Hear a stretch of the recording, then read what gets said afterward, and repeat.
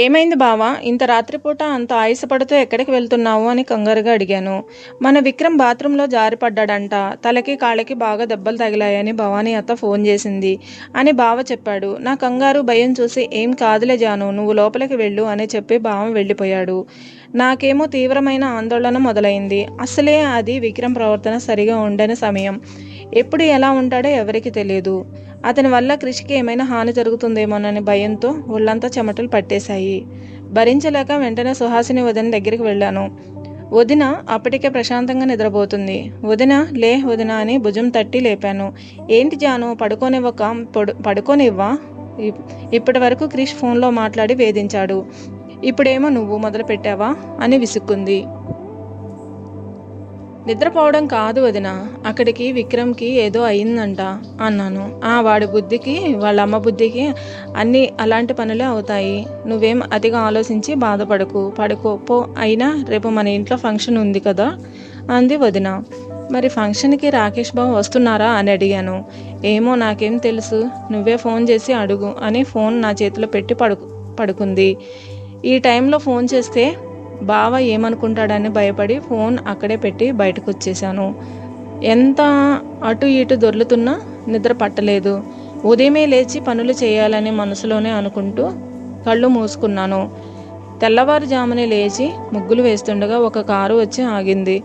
అందులో నుంచి బావ, సరిత అత్త, విక్రమ్ కిందికి దిగారు. బాగున్నారా బావా అని పలకరించబోయాను. కానీ నా చేతికి పేడ నీళ్లు ఉండడంతో కాస్త వెనక్కి తగ్గాను. బావ నా తల మీద చెయ్యి వేసి బాగున్నాను జాను, నువ్వెలా ఉన్నావు అని ఆప్యాయంగా అడిగాడు. సరిత అత్త మాత్రం నా వైపు పేడవాసన పడినట్లు అసహ్యంగా ముఖం పెట్టింది. బాగున్నావా అత్త అని పలకరించాను.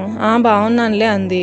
అంతలో విక్రమ్ నా వైపు అలిగినట్లు ముఖం పెట్టి చూస్తుంటే హాయ్ విక్రమ్ అన్నాను. నేను నీ మీద కోపంగా ఉన్నాను. ఈ మధ్య కనీసం ఫోన్ కూడా చేయలేదు. వారం దాటిపోయింది మాట్లాడి. అంతా కృషిగాడి వల్లే అన్నాడు విక్రమ్. సారీ అని చెవులు పట్టుకున్నాను. పోవే, నీ బోడిసారి నాకొద్దు అన్నాడు. ఇదిగో నా చేతిలో పేడ నీళ్లు ఉన్నాయి, చూసుకో మరి అని సరదాగా బెదిరించాను. పోవే పో, ధైర్యం ఉంటే నా చేతిలో ఉన్న మగ్ లాక్కో చూద్దాం అని విక్రమ్ అన్నాడు. రేయ్, ఆ పేడ నీళ్లతో ఆటలేంటి, మామయ్య తిడతారు, లోపలికి నడవండి అంటూ అతన్ని పంపించేసింది సరిత అత్త.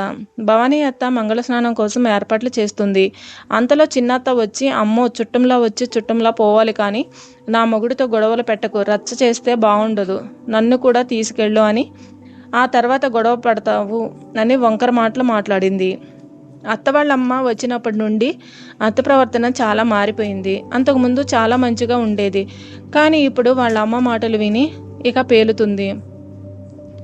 అన్నం కూడా తినకుండా అమ్మమ్మ మాటలు వింటూ కూర్చుంది. నైట్ క్రిష్ కారులో వెళ్ళడం చూసి ఇంత రాత్రి ఎక్కడికి వెళ్తున్నారా అని బయటకు వచ్చాను. ఏమైంది బావా, ఇంత లేట్ నైట్ ఎక్కడికి అని అడిగాను. విక్రమ్ వాష్రూమ్లో జారిపడ్డాడంట, దెబ్బలు తగిలాయని పిన్ని ఫోన్ చేసింది అని బావ చెప్పడం నేను కంగారు పడడం అంతా గుర్తుకొచ్చింది. పోతే తెల్లారేసరికి అంతా సర్దుకుంది. అందరూ ఇంకా లేవలేదు. నేను, సరిత అత్త, మామయ్య కలిసి ఇల్లంతా అందంగా అలంకరించాము. తర్వాత సుహాసిని వదినని లేపి ఫంక్షన్ పనులు మొదలుపెట్టాము. అంతలో నాకు ప్రాక్టికల్ విభాగానికి సంబంధించిన ఎగ్జామ్ ఉందని గుర్తుకొచ్చి అతనికి చెప్పి కాలేజీకి బయలుదేరాను. తీరా కాలేజీకి వెళ్ళాక తెలిసింది అక్కడ ఎగ్జామ్ లేదని. అంతలో వదిన నుండి ఫోన్ వచ్చింది. జాను, క్రిష్ సార్ దగ్గర మన శారీ బ్యాగ్స్ ఉన్నాయి, వచ్చేదారిలో తీసుకొచ్చాయి, నేను ఆయన సైట్ అడ్రస్ పంపుతాను అంది వదిన. సరే వదిన అని చెప్పి వదిన పంపి అడ్రస్ వైపు బయలుదేరాను.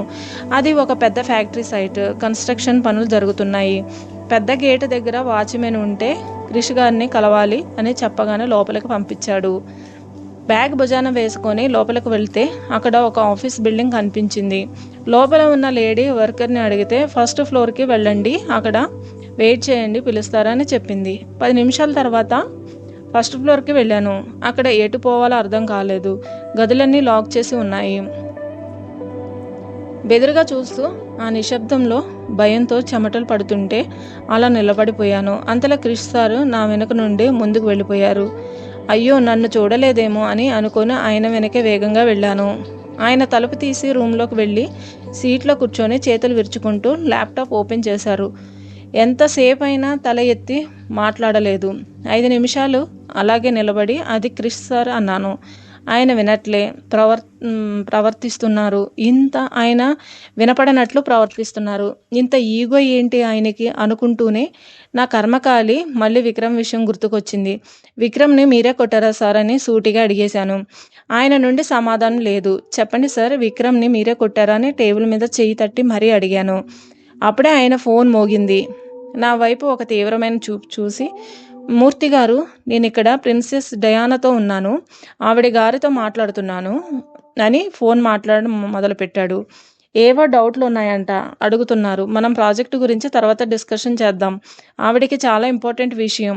అసలే ఆవిడ చాలా బిజీ పర్సన్, ఇగ్నోర్ చేస్తే ముఖం తిప్పుకుంటారు అని అవతల వ్యక్తితో వెటకారంగా చెప్పారు. ఫోన్ కట్ చేసి చెప్పు అన్నారు నా వైపు చూస్తూ. ఆ చూపుకి నా నోరు పెగలలేదు. కోపంతో అక్కడ ఉన్న పేపర్ వెయిట్ తీసి గట్టిగా గోడకేసి కొట్టారు. ఆ శబ్దానికి నా గుండె ఆగినంత పనయింది. నా మీద ఎక్కడ పడుతుందో అని భయంతో వణికిపోయాను. అంతలో రాకేష్ బావ వచ్చాడు. అరే జాను, వచ్చేసావా, ఉండు, శారీ బ్యాగ్స్ తీసుకొస్తాను అని లోపలికి వెళ్ళాడు.